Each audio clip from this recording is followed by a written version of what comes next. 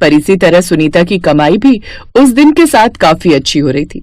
सारा दिन मेहनत करने के बाद सुनीता अब अपने घर जाती है और अपने पैसों को गिनते हुए खुद से कहती है, आज भी अच्छी कमाई हो गई। भगवान का लाख लाख शुक्र है। प्रभु तुम अपनी कृपा मुझ पर यूं ही बनाए रखना। जब से मैंने ये पराठों का बिजनेस शुरू किया है तब से मेरी जिंदगी का रुख ही बदल गया है, वरना पहले कितनी दिक्कतों का सामना करना पड़ता था।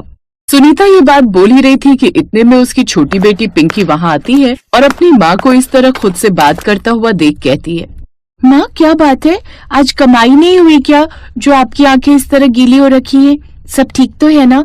किसी ने कुछ कहा?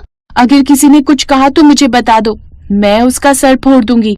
पापा हमेशा मुझे सिखाते थे कि अगर आप गलत नहीं हो तो उसके घर में घुसकर मार कर आओ उसे। अरे मेरी छोटी डॉन, मुझे किसी ने कुछ नहीं कहा, बस ये आंख नम इसलिए है क्योंकि आज तेरे पिताजी की याद आ गई। पराठे का बिजनेस करना उनका सपना था, लेकिन शायद भगवान ने उस समय हमारा साथ नहीं दिया और वो चल बसे। पर देख, उनके जाने के बाद मैंने उनका सपना पूरा किया और उनका सपना एक और है कि मैं तुझे अच्छे से पढ़ाऊं, लिखाऊं और इस काबिल बनाऊं कि हम लोग अपना ये ठेले का बिजनेस एक बड़े होटल में चेंज कर सके। आप चिंता मत करो माँ, मैं हूं ना, मैं खूब पढ़ूंगी और अपने छोटे से ठेले को एक बड़े से रेस्टोरेंट में बदल दूंगी। पिंकी की ये बात सुनकर सुनीता मुस्कुराने लगती है और वो उसे गले से लगा लेती है।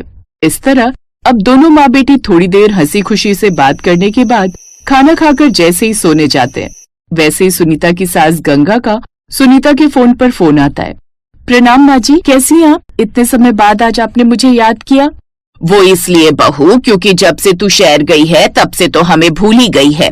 मेरा मतलब है कि जब से मेरा बेटा मुझे छोड़कर गया है तब से ना जाने तू अपनी बेटी के साथ ऐसी कौन सी दुनिया में विलीन हो गई जो तुझे अपने ससुराल वालों का ख्याल ही नहीं। अरे तेरे ससुराल में अब मेरे अलावा बचा ही कौन है?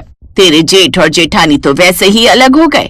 मैं बेचारी बुढ़िया गांव में अकेली पड़ी हुई हूँ। अरे कभी कभी अपनी सास को भी याद कर लिया कर। नहीं माँ जी, ऐसी बात नहीं है। अरे मैं तो हमेशा से ही आपको अपने साथ रखना चाहती थी, पर आपने कभी भी मुझे अपनाया ही नहीं क्योंकि मैंने लव मैरिज जो की थी। आपने हमें पहले ही घर से बेदखल कर दिया। यहाँ शहर आने के बाद भी मैंने कई बार इनको कहा कि हमें माँ के पास चलना चाहिए, पर मुझे बाद में पता चला कि आप हमारी शक्ल भी नहीं देखना चाहती हैं और अगर आप हमें अपना ही मानती तो उनकी मौत पर भी आती, पर कोई बात नहीं, वो पुरानी बातें हैं। अगर आप गिले शिकवे दूर करके हमारे साथ रहना चाहती हैं तो आपका मोस्ट वेलकम है। बुरा मत मानना बहू, लेकिन तेरी जबान 6 गज से भी ज्यादा लंबी है।